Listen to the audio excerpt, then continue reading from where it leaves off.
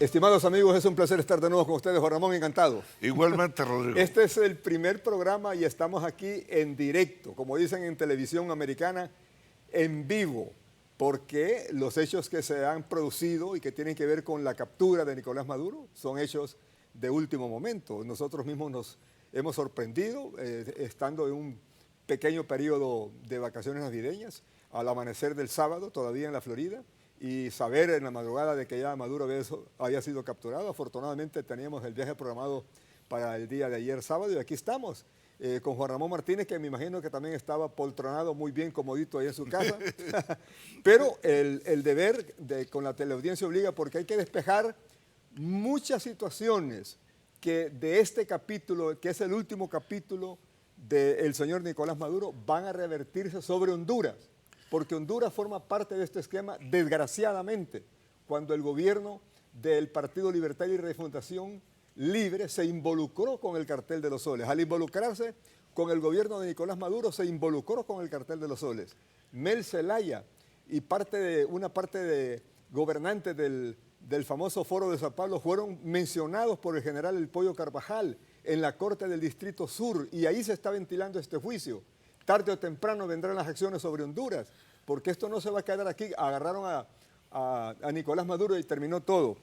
Estados Unidos captura a Nicolás Maduro en uno de sus fortines, porque Nicolás Maduro tenía 60 fortines blindados donde se escondía cada noche.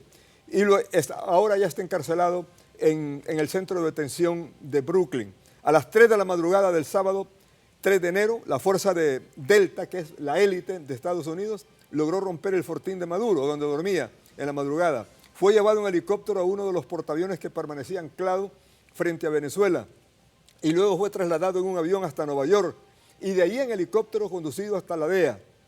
En Brooklyn, junto a su mujer Cilia, fue llevado a una de las cárceles del centro de detención de Brooklyn. Esa es una breve descripción, Juan Ramón.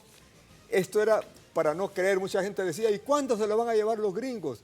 Y yo siempre tenía una respuesta. Los estadounidenses tienen para esto una frase pequeña de 2 palabras que dice el timing, es el momento. Y el momento para ellos fue el 3 de enero, porque el 3 de enero de 1990 también capturaron al dictador panameño Noriega. El 3 de enero de 1990 es una fecha clave y luego la repiten el 3 de enero del año 2026. Juan Ramón, bienvenido, encantado. Gracias. Definitivamente estamos constatando un hecho políticamente muy importante y esa es la razón por la que estamos haciendo este programa en directo, sacrificando nuestro descanso de fin de semana para compartir con ustedes nuestras observaciones. Bienvenido, Rodrigo, un gran gusto que tú estés de regreso.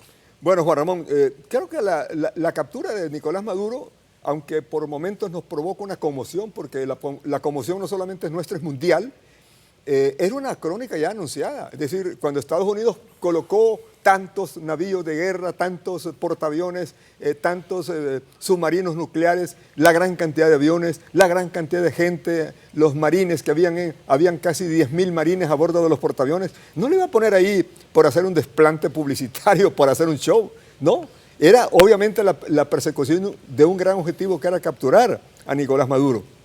Y eso se produjo a las 3 de la madrugada. ¿Te imaginas, Juan Ramón, lo que significó para Maduro saber que tener la noción de que estaba súper protegido por una gran cantidad de gendarmes de diferentes países, cubanos, mexicanos, españoles, obviamente venezolanos, iraníes, guerrilleros expertos? Yo calculo que estos fortines eran custodiados no al menos por 300 personas cada noche en que Maduro le tocaba dormir, y todo eso, ese montón de costos se lo cargaban al Tesoro de Venezuela, porque esta gente no estaba de gratis ahí en Venezuela, Juan Ramón. Tenés razón, Rodrigo, el hecho es singular y sumamente importante, aunque algunos de nosotros siempre creemos que en acciones de esta naturaleza, los aparatos de seguridad que rodean y quieren romper el fortín cuentan con algún respaldo desde adentro. Siempre hay gente que se vende, que entrega información, y el Mossad, como tú lo has repetido muchas veces, tiene una enorme capacidad para penetrar y obtener información hasta de los lugares más inauditos e imposibles, por lo menos para los observadores comunes y corrientes. Queremos explicarle o reiterarle al público que el Mossad es el cuerpo de espionaje que tiene el Estado de Israel. Se calcula por los expertos, no lo decimos nosotros, que somos neófitos, somos aquí a la distancia neófitos. Los expertos calculan que el Mossad es el cuerpo de espionaje más eficiente del mundo. Con el Mossad no hay problema sin resolver. Con el Mossad no hay objetivo sin conseguir. Es posiblemente el cuerpo de espionaje élite más grande, más eficiente, más poderoso del mundo. Y aunque Estados Unidos no lo menciona y le da crédito a la FBI, a la CIA y a todas las agencias de seguridad, el Mossad permanece oculto porque es parte de los acuerdos. Y no es fortuito que en la fecha de Navidad en Mar-a-Lago estaban reunidos ¿quiénes? Donald Trump y el primer ministro israelita Netanyahu. Estaban reunidos el 24 y el 25 de diciembre. Obviamente fue para conocer ya de primera mano, es decir, de primera mano, o sea, entregándole los últimos detalles que tenía Israel sobre cómo estaba constituido la fortaleza de Nicolás Maduro y en qué lugares tenían programado ya pernoctar, porque hasta eso posiblemente habían penetrado los espías israelitas del Mossad. Y esto que tú estás diciendo es tan interesante que incluso el presidente Trump, a quien estuvo amenazando en la semana, en esta semana que estamos terminando, ha sido a Irán, porque aparentemente lo que querían era crear un foco de atención en que parecía que Estados Unidos a quien iba a atacar era a Irán y no a Venezuela. Es la táctica, como dicen, del tonto, es decir, del engaño. Como cuando un futbolista va atacando y cree que le van a pasar la pelota al de la izquierda y se la pasa al de la derecha. Ahora, vamos a ir mostrando algunos videos sobre la marcha mientras estamos explicando a nuestro público para ir ilustrando. Maduro fue llevado en un helicóptero, tomado en un helicóptero desde su casa, desde el fortín en que estaba, hasta uno de los portaaviones que permanecía anclado. Uno de los portaaviones que permanecía anclado. Allí hay una primera foto, colegas, esa primera foto es donde ya lo llevan al portaaviones, fíjate, mira, está prácticamente, ahí sí está empijamado, mira, está empijamado y salió con pantuflas. Sí, pero ya cuando lo bajan de Nueva York va con un buzo. Ah, no, pero este es el momento, esta fotografía, Juan Ramón, es el momento cuando ya lo llevan al portaaviones. Ah, cuando sale del fortín y lo llevan al portaaviones. Sí.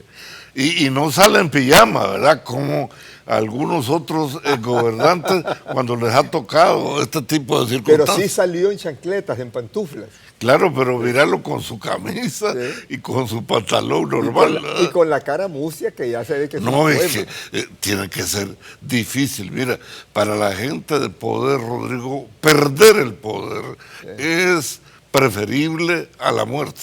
Este es el momento cuando ya, de una vez que lo sacan, mira, y aquí hicieron una gráfica incluso los expertos de cómo se produjo toda la situación, cómo llegan cómo se produce el ataque. Mira, fue un ataque que fue captado por teléfono. Fíjate que había un grupo de muchachos que estaban bailando, tenía una fiesta de fin de año, y empezaron a oír los ruidos de los helicópteros, de los aviones, y empezaron a captar con teléfono y dijeron, ahí se oye la voz de ellos donde dicen, hey, están atacando a Maduro, porque es un ataque muy fuerte. Yo te debo contar que yo estaba despierto y entonces estaba viendo YouTube, no sé por qué. Mira las columnas de humo que se levantan. Y lo que tú estás diciendo al principio fueron WhatsApp. Sí, y empezó el tipo mostrando su teléfono, algo raro. Y al final ya mostraron las imágenes, porque estas imágenes son imágenes de los particulares, no son de los participantes en la operación. Fíjate que lo primero que hicieron fue bombardear ciertas instalaciones militares en el entorno de esa, esa mansión, de esa residencia donde estaba Maduro. Lo bombardearon y lo utilizaron. Todas las baterías antiaéreas que tenía colocadas alrededor de ese fortín se las destruyeron. No quedaron ni restos. Ahora, ¿no te parece un poco rara la incompetencia de los venezolanos, Rodrigo, que todo su sistema de alarma y seguridad aérea no funcionó? Juan Ramón, por el amor de Dios, es que frente a la eficiencia de la Fuerza Delta, no hay cuerpo que esté preparado. Es decir, toda esa fanfarronería de que la Fuerza Bolivariana, que la Guardia Bolivariana, eran puras pamplinas, pura mentira frente a una fuerza como la Delta y con todos esos cuerpos élites que llevó Estados Unidos, no había ninguna fuercecita bolivariana que fuera capaz de defender a Nicolás Maduro. Sí, porque yo creí que iban a tener alguna capacidad para responder. No, hombre. No han estado transmitiendo la información que tenían todo un sistema de intercepción proporcionado por los rusos. Juan Ramón, yo me he cansado de decir que están utilizando la teoría de Goebbels. Miente, miente, miente, miente, miente para hacerle una verdad. Y ahí está comprobado todo esto. Claro, pero cuando tú mientes frente a un enemigo como los Estados Unidos, es decir, lo estás retando. Es no tener noción del enemigo que se está enfrentando. Exacto, sí. Y no saber que su provocación va a provocar una reacción. Yo no sé si tú te acuerdas que Maduro en algún momento dijo, vengan, captúrenme. No, gritó. Llévenme. No, y dijo así, vengan por mí, cobardes. Vengan por mí. Cobardes, le decía a los gringos. Y yo dije, Pues ya llegaron. Sí.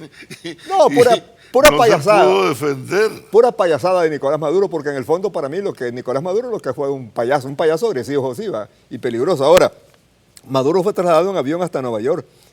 Ahí hay momentos en que ya se ve cuando ya desciende de un avión, y ese fue el avión en que lo llevan directamente a Nueva York. Y de ahí en helicópteros hasta un campo deportivo cerca de Brooklyn, y de ahí lo hacen perdedizo.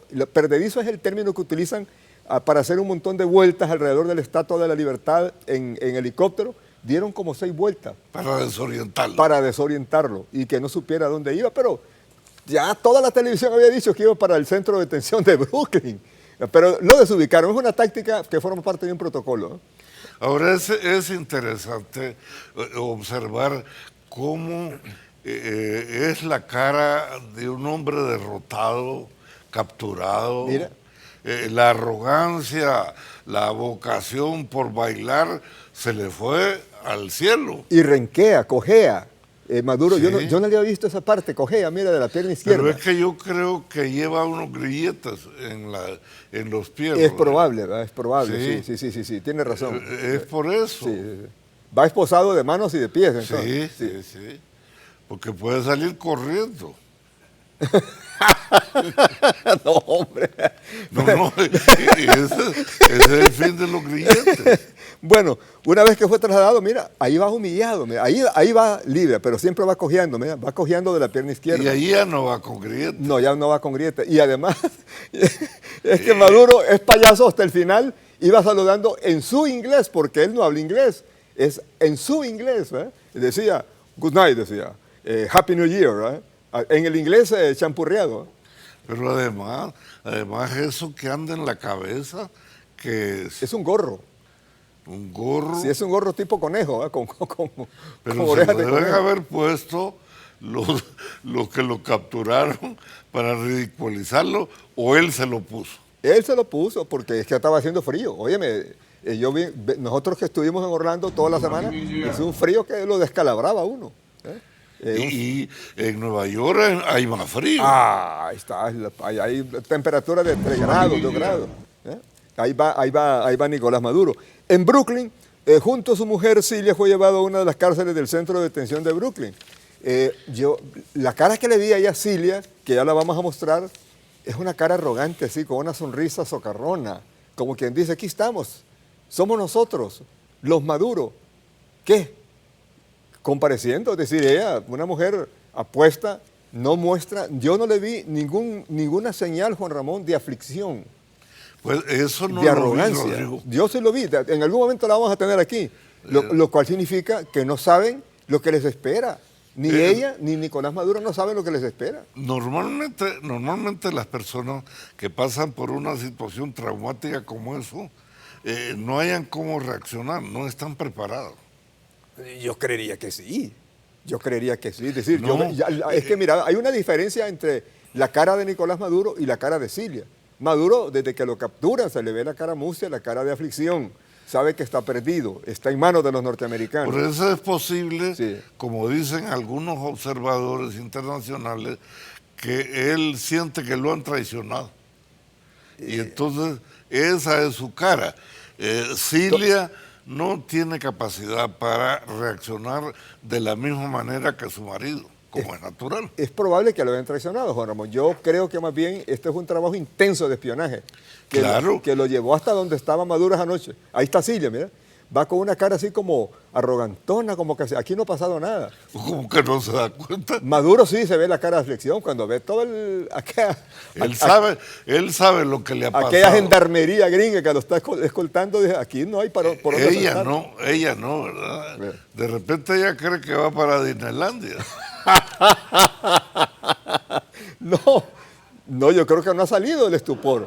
No, Entonces, todavía no. Eso está en un estado de estupor, está, como se llama, groggy, como cuando el boxeador recibe aquel golpe, Definitivamente que no sabe dónde no se sabe encuentra. dónde está. Sí, groggy.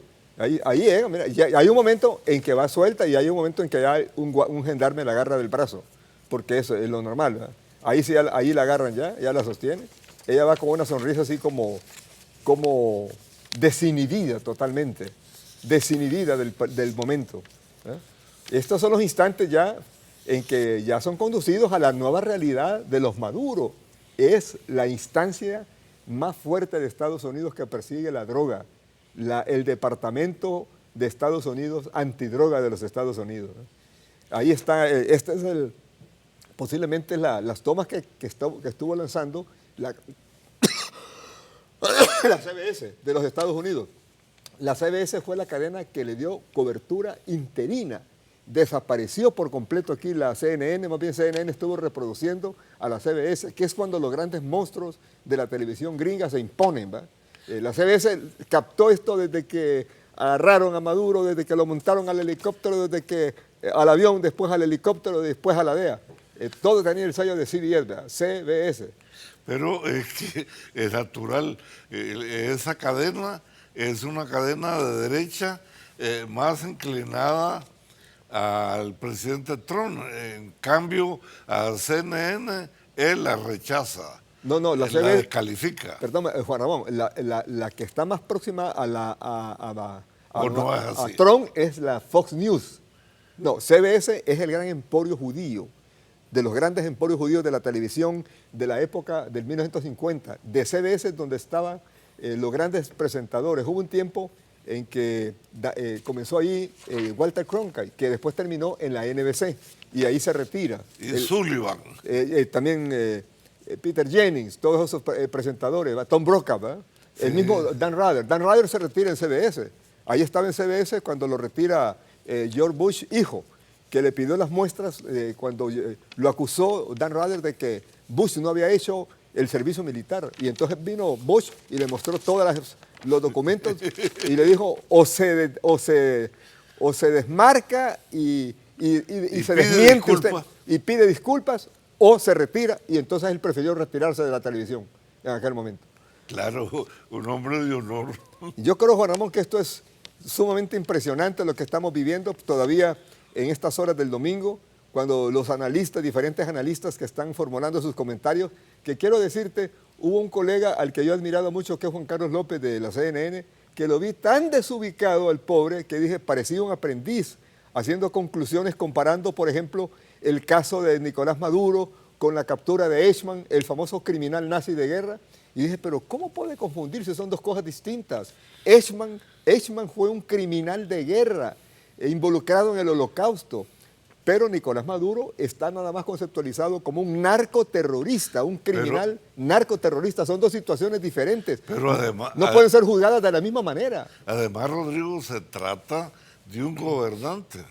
de un gobernante Correcto. en el ejercicio Así del es, poder. así es. Y el caso de Heyman es un fugado, un hombre que es identificado y capturado por agentes de un país extraño, diferente a la Argentina. No tiene nada que ver. Y era nada más un agente secreto, un agente de espionaje, un esbirro, un matarile, pero el caso de Nicolás Maduro no. Es un presidente que primero fue puesto ahí por designio de Chávez y después se robó las elecciones. Porque Nicolás Maduro no solamente se robó la última elección, Nicolás Maduro se robó varias elecciones. Sí. Era un experto en robarse las elecciones.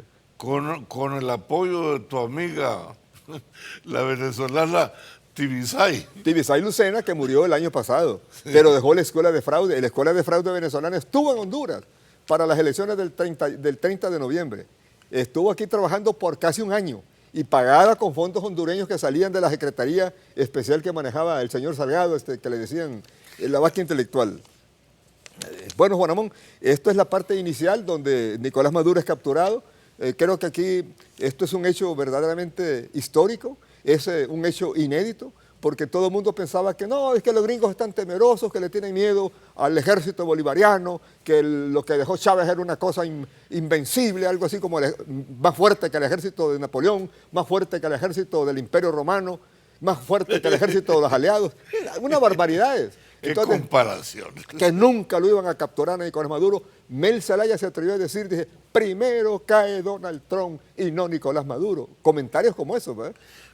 Pero ¿quién le puede creer a un hombre tan poco informado como Mel Zelaya, que ni siquiera se da cuenta cuando él pierde?